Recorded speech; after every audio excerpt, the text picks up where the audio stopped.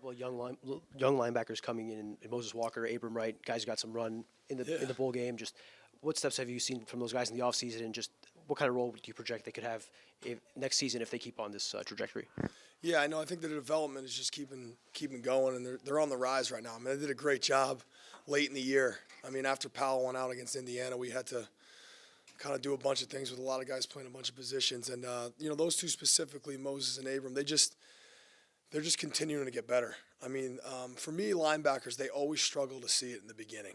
Like when they get to this level, it's just always a struggle. It's just so much faster in the box, and once it starts to slow down, which is kind of where they're at. Now they're able to see things more on like the level that I would say a Powell and Jennings was, and where Mo Toure is now. I mean, if we look back, when Mo first made the switch, there was some moments there, but they're getting better, and I love the group. It's a fun group. It's such a great recruiting group. They're all great people, and it's just it's fun every day. You were able to keep a lot of guys from last year. It's not usual now with this transfer portal stuff. What do you think was key to keeping that defense together and bringing all these guys back? Yeah, I think it starts at the top, right? It's the culture that we have. It's the way Coach sets the tone. Our defense is a branch off that FTC culture. And I think it's just an environment that young men really like being a part of. And when it comes time for that decision, I think they just look at what they could be around. The unknown is out there, right? And I think just what they're going to get every day from us, I think is why. And I think we're just, like I said, a program on the rise, a defense on the rise, and we're just looking to take the next step. Do you consider yourself an aggressive defensive coordinator in terms of blitz and an aggressive defensive style? Yeah, I think according to the situation in the game, I think that always depends. Certainly, we're an aggressive style with the way that we teach our fundamentals, right? Our D-line, our linebackers, our secondary is very aggressive with the way we play. We press a lot. So I think just our regular base stuff is that way, and then certainly the pressure things game to game. I can look back over the last 2 years I've been here. There's been different games where we've been up in the 40s, and there's been games where we've been down in the below 10%. So I think it just depends, but I think the way we teach our base fundamentals and the way we run a program from the Family Trust job is that's aggressive to start. So I think it starts there, and then it kind of trickles down to everything else. What have your impressions been of Malcolm so far and what he's brought to you guys? It's great, man. I think, listen, the first thing you know about Malcolm is just he's an unbelievable person. And I think that's something that goes missed now with this transfer portal. You can miss easily. Guys might be looking for different things, but, him, his family, everyone's just, they fit with us. And we knew that when he visited, and I'm just so excited about that part. That's why I wasn't even worried about, listen, he wouldn't be here if he couldn't play. But what makes it even better is he connects with us. And I think that's the ultimate part of the relationship is the connection. And I'm super excited. Just started to see him, 3 practices, but certainly someone that's going to help us big time. Added linebacker coach to your title now with Corey going to Minnesota. Does that change anything at all about your job, what you do in practice field and stuff like that?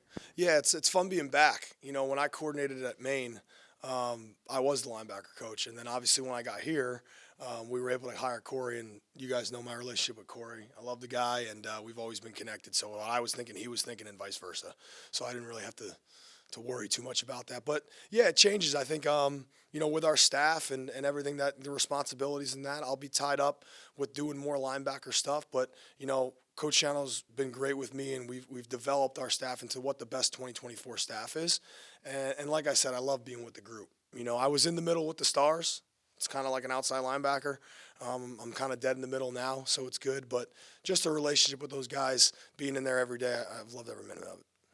Moses Walker, big recruit, had the injury, obviously. What's his progression been like, and what's your expectations for him?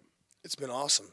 Since I first got here, like I said in the beginning, usually a linebacker that's young, they start to move too slow, right, because they can't see it yet. And then they go really fast because they're starting to see it. Now he's getting into the moment where he can go faster, he can go slow. And that's the development me to a linebacker. He comes in every day, he works. He's always someone that really pays attention in meetings. He's locked in. He sits right to the right of me, and we need him. Like, he knows that. We know that. He played at the end of the year last year and got some really, really good time in the bowl game and games before that. And for me, I know as someone that watches guys play for the first time, my trust starts to build. And I don't even think now when he goes in. It's just like he's one of the guys. And that's where I know that someone's getting to the point where they're about to break out. And I'm just super excited for him. He battled his, off coming back from the injury. Him and Mo were together in that whole thing. And their bond is tight. And I think it's made him even better now, playing that position and being there with each other.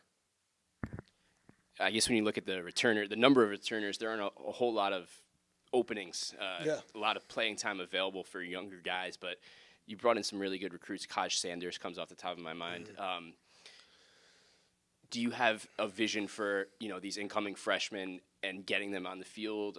Could you see any of those guys kind of contributing early? Yeah, I think right now, obviously they're getting used to the speed and everything that's going on. But listen, you mentioned Kaj has flashed a couple of times here over the first 3 days. I mean, he has. He just has natural instinctive ability, which don't have anything to do with me. Don't have anything to do with Coach Drew. So that was someone gave him that, whoever he believes in gave him that. So we're here to develop him, all those young guys. And again, I'll go back to the point, like our recruiting has taken off because we just have great people. We're usually, Coach Shannon's going to do a really good job of not letting someone in here that can't play football. That's not really the question. Any tape that comes across my desk, they're going to be solid players. And now I think we do an awesome job of just weeding through who fits us. And I think every freshman fits us. Kaj Sanders is a Jersey kid. He fits us. He's home. And now he's showing us, what he did at Bergen, and now he's going to come here and do it here. So I'm excited about the whole freshman class just from the standpoint of, we don't have to deal with a lot of stuff with them.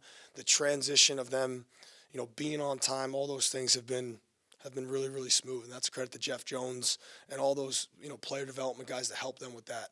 And the reason I mention all that is because, they can't do on the field if they can't get that right.